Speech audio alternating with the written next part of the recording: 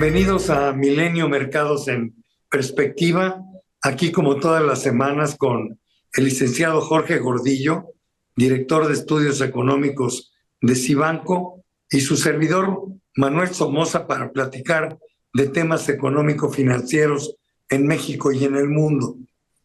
En los mercados bursátiles tuvimos otra semana bastante gris. El resultado de prácticamente todas las bolsas del planeta fue negativo.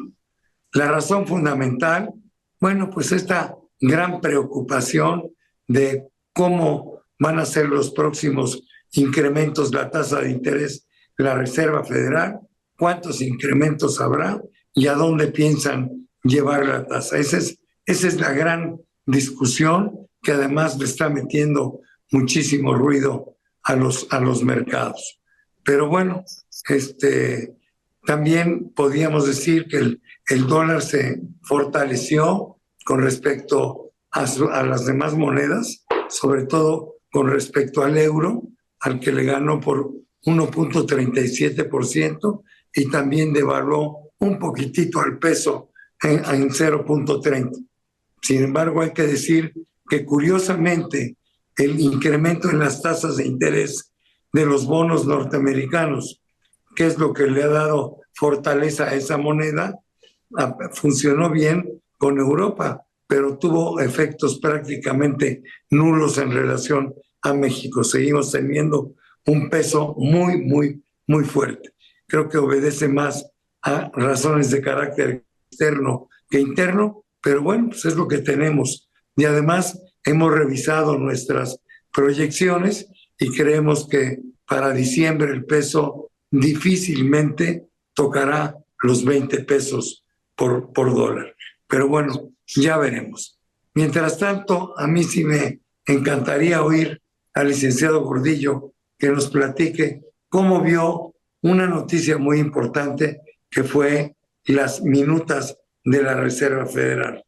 Le recuerdo a la audiencia que cada vez que hay reunión de política monetaria, 1 o 2 semanas después, sale las minutas, las discusiones que se tuvieron ahí, y estas le sirven a los inversionistas para orientarse en relación a las dudas que puedan tener sobre la política monetaria del país de que se trate. En este caso fueron las minutas de la Reserva Federal. ¿Cómo viste el documento, George? Gracias, Manuel. Saludos a todos. Sí, bueno, estamos muy atentos a cómo se podían desarrollar, qué podía tener dentro de las minutas en esta ocasión. Y bueno, lo que quisimos todos escudriñar es cuál es qué tan caliente están cada uno de los integrantes de la Fed con respecto a su medición de inflación y a su proyección de si lo están conteniendo o no. Y en las minutas son muy claras. Les preocupa todavía fuertemente la inflación, el camino de la inflación hacia su meta. La parte fundamental, la parte de servicios, hay muchos sectores que todavía parecen resilientes a disminuir su demanda, incluyendo el consumo en general. Lo que preocupa y hace prende los focos amarillos en los bancos centrales sobre que no va a ser tan rápido y tan fácil la desinflación de los próximos meses. En algún momento van a tener que observar un tope y van a tener dificultades adicionales. Muy bien, yo estoy de acuerdo contigo, pero me gustaría comentar un artículo que leí que me llamó la atención porque el artículo dice: ¿por qué la inflación no baja como debiera a pesar de las alzas que hemos visto en la tasa de interés? Y concluye que la Reserva Federal solita no va a poder luchar contra la inflación. Y el argumento que hay en este artículo es que los cuellos de botella que generó la pandemia y que obstruyeron la distribución de bienes, pues todavía siguen dando mucha guerra. Hay como el 40% de bienes que todavía no se producen en la velocidad en que se hacía antes de la pandemia, y el precio de esos productos, pues en lugar de bajar, se ha subido porque no hay, y son productos que tienen una fuerte demanda. Entonces, sobre ellos no importa que se incrementen las tasas de interés, al contrario, los precios siguen subiendo, los productos no bajan porque la razón es simplemente que no hay, que la producción es insuficiente.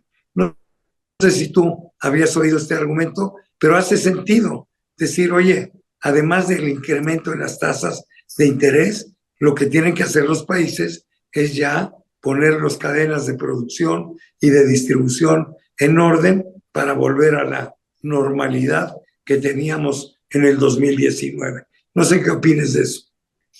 Sí, no, de acuerdo. Y no solamente eso, no solamente ponerlas en orden, sino ya están cambiándolas. Están buscando que no les vuelva a pasar lo que nos pasó en la pandemia, no depender de un solo país, sus insumos, no depender tanto de China, buscar otras opciones, buscar siempre tener dos, tres proveedores de emergencia ante situaciones. Todo este tipo de cosas sí están pasando, pero va a tardar tiempo en mejorar. Y bueno, esa es una de las razones por las cuales va a ser difícil que las inflaciones regresen rápido a niveles prepandemia o a la meta del Banco Central. Y la otra parte, la parte de la demanda que ya está intrínseca, por supuesto que el consumo sigue caliente, por supuesto que los servicios están muy fuertes, los precios de los transportes, los precios de las rentas, los precios de los alimentos siguen muy altos y estos no van a bajar rápido y no hay otra manera más que enfriando el consumo. Y las tasas de interés es lo que buscan, pero lo que nos hemos dado cuenta es que había tanto ahorro en Estados Unidos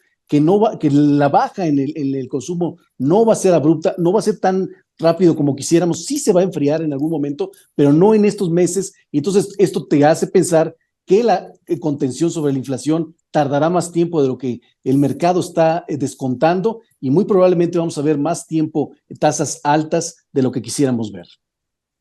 Lo que dices se ratifica con el índice del Price Consumption Index que sale el viernes, donde se ve pues que los precios de los bienes que consumen los norteamericanos siguen subiendo y siguen subiendo por encima de las estimaciones. O sea que te están dando absolutamente la razón. Me gustaría seguir con el tema de la inflación, pero ahora tocar el caso de México. Salió la inflación de la primera quincena del mes de febrero. Hacía mucho que no teníamos buenas noticias y por lo menos la vimos declinar un poco, tanto la nominal como la subyacente. ¿Qué comentario tienes al respecto? ¿Tú crees que esto ya empiece a marcar tendencia o todavía es muy temprano para aventurarnos en ese terreno?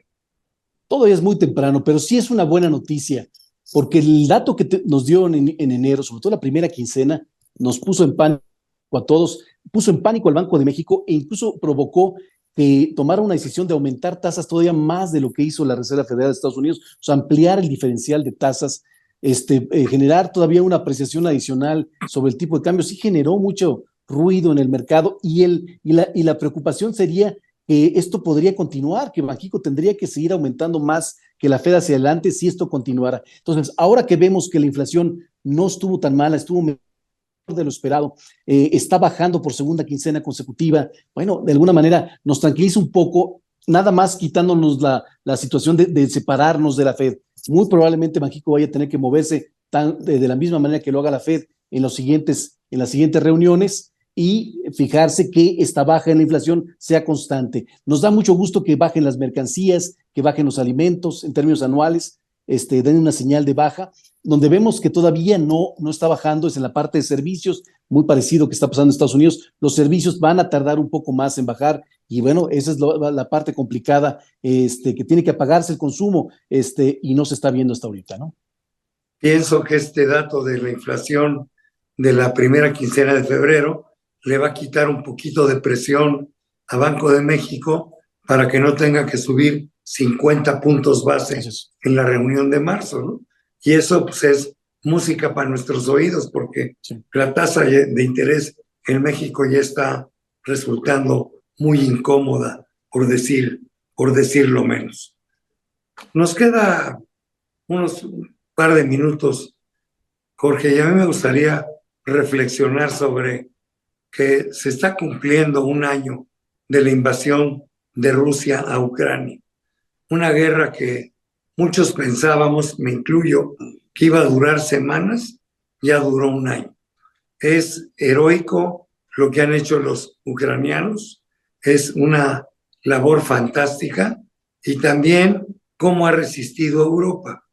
Veía yo datos que me conmovieron, como el precio del gas natural ya está por debajo de antes de inicio de la guerra, lo cual es una magnífica noticia, lo cual hay que felicitar a la disciplina de los europeos en cuanto a los ahorros que pudieron poner en marcha, y también a Alemania, que es el gran consumidor de gas natural y que transformó en forma sensacional su industria en lo general para ya no depender tanto de este bien escaso para ellos. Pero bueno, ¿qué reflexiones tienes tú sobre la guerra de Rusia y de Ucrania? ¿Le ves una salida relativamente pronto o se va a morcillar, como decíamos aquí, en términos taurinos?